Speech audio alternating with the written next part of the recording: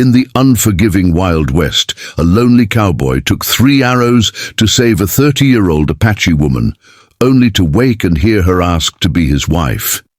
If you love powerful stories of sacrifice and love, like, subscribe, and tell me, where are you watching from? Let's get started. The dusty plains stretched endless beneath a burning sun, where silence was broken only by the whistle of the wind and the creak of saddle leather. A rugged 30-year-old cowboy rode slowly, his hat tilted low to shield weary eyes. Every scar on his body told a story. Every line on his face carved by battles and losses he seldom spoke of. Once he had known family, laughter, and warmth, but the West had stripped those from him. Now he wandered, his revolver always near, carrying the burden of a heart hollowed by grief and loneliness. That evening, trouble found him. A small band of raiders, hungry for spoils, rode down from the hills with whoops and war cries that echoed across the canyon walls. The cowboy spurred his horse forward, but the fight came fast. Arrows whistled through the air, sharp and merciless. One struck his shoulder, knocking him back in the saddle. Another buried itself in his side, white hot, pain spreading through his ribs. A third grazed his leg, tearing flesh. He gritted his teeth, refusing to cry out. The Apache woman beside him gasped, horror flashing in her eyes. The raiders circled like wolves, confident they had him beaten. But the cowboy's spirit was forged in fire and loss. Blood seeped through his shirt, his body swayed, but his hand remained steady on his revolver. With practiced speed, he drew and fired, each shot echoing like thunder. One raider fell, then another. The others hesitated, unnerved by a man who fought with such fury, even as his life drained from him. Dust clouded the battlefield, gun smoke, mixing with the acrid tang of sweat and iron. The Apache woman crouched low, praying he would not fall. An arrow lodged deeper in his shoulder as he twisted to fire again, agony shooting through every nerve. Still he fought on. The raiders pressed closer, but his bullets flew true. His hat was knocked from his head, revealing eyes blazing with defiance.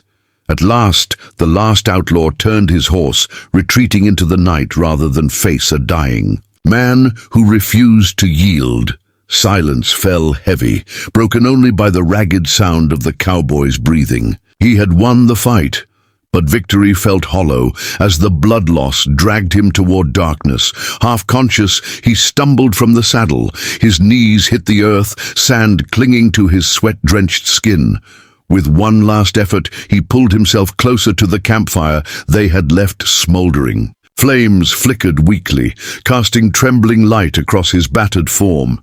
He collapsed beside it, chest rising and falling in uneven rhythm. The Apache woman hurried to his side, her heart pounding. She had once thought him her enemy, a man of another world. But now, seeing him broken and bleeding after standing between her and death, she saw not a captor, but a protector, even a savior. Her hands trembled as she touched the arrow in his side. Tears blurred her vision, but she forced herself to be strong. Whispering prayers in her native tongue, she broke the arrow's shaft and carefully pulled it free, ignoring his groan of pain.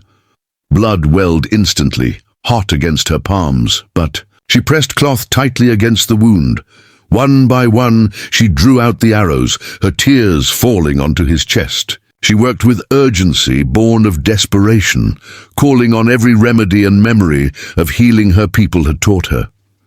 She refused to let him die. The cowboy stirred, his eyes flickering open for a moment. He saw her face streaked with tears and determination hovering above him. For years his nights had been filled with ghosts and silence, but in that moment the sight of her became a fragile anchor. He tried to speak, but only a rasp escaped his lips. She hushed him gently, brushing damp hair from his forehead, whispering words he couldn't understand but somehow felt. Her voice was soft yet strong, wrapping around him like a shield against the pain clawing at his body.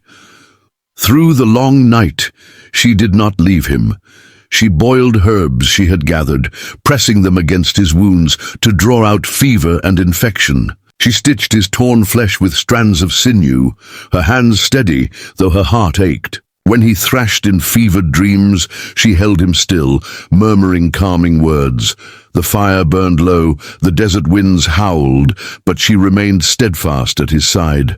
With each breath he fought to take, with each wound she tended, a thread wove. Silently between them, born of blood, sacrifice, and something neither could yet name, as dawn broke, the desert sky blazed in hues of crimson and gold, washing over the camp like fire from heaven. The cowboy's body was weak, yet his spirit clung stubbornly to life. The Apache woman watched the sunrise with weary eyes, her hands stained with his blood. She had never expected to care for him, never expected her heart to ache at the thought of losing him. Yet now, as the light of day touched his battered frame, she realized the truth. He was no longer just a stranger. In saving her, he had become a part of her fate.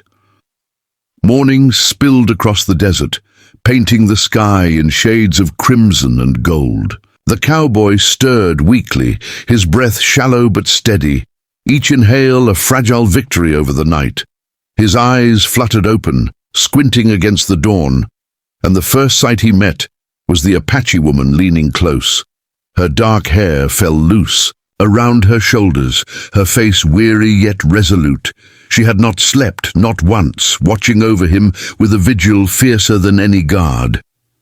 For a moment he wondered if he was dreaming, if perhaps he had already died and found her waiting. The warmth of her hand startled him, pressing lightly against his chest. His heart still beat beneath the layers of scars, slow but determined.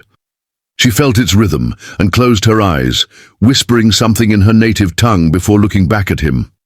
Her gaze no longer held mistrust, no longer the spark of defiance he had first seen by firelight.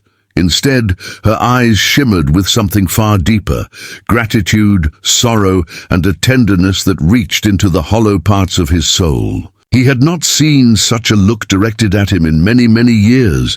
When she spoke, her words were halting, broken English shaped carefully on her tongue. "You gave your life for me." Her voice trembled, but her eyes did not waver. She touched her chest, then his, her palm pressing gently against his scarred skin. "Now, I give mine to you."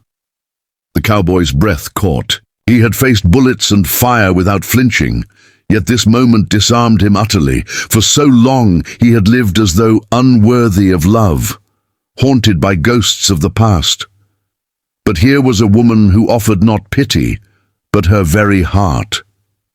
Her meaning was clear even through the fractured language.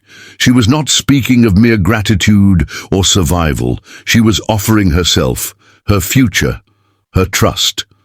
The weight of it struck him harder than any arrow. His throat tightened, and for a long moment he could not answer. Finally, with a trembling smile, something his face had nearly forgotten how to make, he whispered hoarsely, "Why me?" It was not doubt in her, but disbelief in himself. Why would she choose a man broken by grief and violence? Yet her expression softened, as though she understood his doubt perfectly. She moved closer, her hand still against his chest. "Because heart is strong, you fight for me, for us." The word lingered. Us. It struck him deeper than the arrows ever had. For years he had been only one, a lonely wanderer, adrift in a merciless land. Now, with one word, she had bound his fate to hers. He felt tears sting his eyes, though he fought them back. He had not cried since the night he buried his past beneath whiskey and silence. But now, the dam within him cracked, and for the first time in years, he let himself feel. His fingers, rough and scarred, reached to cover hers. The touch was clumsy, hesitant, but it carried a truth words could not hold. He looked at her, really looked, and saw not just the Apache woman he had once captured, but the woman who had pulled arrows from his body, who had whispered prayers into his fever, who had chosen to stay when she could have left. Slowly, painfully, he lifted himself onto one elbow. Pain flared in his wounds, but he ignored it, leaning toward her. His voice was hoarse but steady as he said, "If you'll have me, I'll never let go." Her smile was small, yet radiant. In that smile, the desolate desert seemed to bloom. She leaned forward, resting her forehead lightly against his. It was not a kiss, not yet, but something even purer. In the silence between them, their hearts spoke louder than words. For the cowboy, the moment was salvation. He had thought himself beyond redemption, doomed to wander alone until death claimed him. Yet here, under the vast Wild West sky, he found himself offered a chance not just to live, but to love. His lonely heart, long buried under grief, beat with new purpose. The days that followed were fragile, but full of promise. His wounds healed slowly, under her careful tending. She gathered herbs, fed him broth, and kept the fire burning through cold nights. He regained strength, his body scarred, but his spirit mending. Each day they grew closer, not through grand declarations, but through simple acts. She taught him Apache words, he taught her English. They laughed awkwardly at mispronunciations, their voices mingling with the crackle of fire. He found himself telling her of his past, the wife he had lost, the homestead destroyed. Instead of pity, she gave him understanding. In turn, she shared her story. She spoke of her family, of raids that had taken her people, of grief that mirrored his own.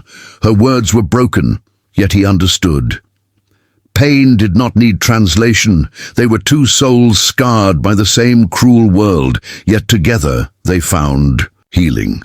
The cowboy marveled at her strength, the way she carried sorrow without letting it break her. He admired her courage, her ability to nurture even in hardship. And slowly he realized that what had begun as an accident of fate had become the only destiny that mattered to him. When he was strong enough to stand, they walked together by the river. The sun dipped low, turning the water to molten gold. He took her hand, rough against gentle, and for the first time since his youth, he felt whole. "You saved me," he said softly. She shook her head, her braids swaying in the breeze. "No, we save each other." The truth of it struck him deeply. He had not rescued her, nor she him. They had pulled one another back from the brink of despair. Love, born of sacrifice, had bound them tighter than rope ever could. That evening, beneath a sky blazing with stars, she stood before him, eyes clear and steady. In her tongue, with fragments of English, she spoke words that would forever echo. In his memory, "I ask to be your wife." It was not duty that moved her lips, but choice. She wanted him, not the soldier, not the drifter, but the man who had bled to keep her safe, the man who had looked at her not as a captive, but as a soul worth saving. Overcome, he could only nod, voice breaking as he whispered, "Yes, always." They sealed their vow not with ceremony, but with a kiss beneath the vast heavens. It was tender, hesitant, yet filled with the power of rebirth. Around them, the desert stretched eternal, but in that moment they were no longer lost souls adrift. They were husband and wife in spirit, bound not by law or paper, but by blood, sacrifice, and love. The cowboy held her close, breathing in the reality of what he thought he'd never find again. His loneliness had ended. His heart, once broken beyond repair, now beat with a love fierce enough to face the Wild West itself.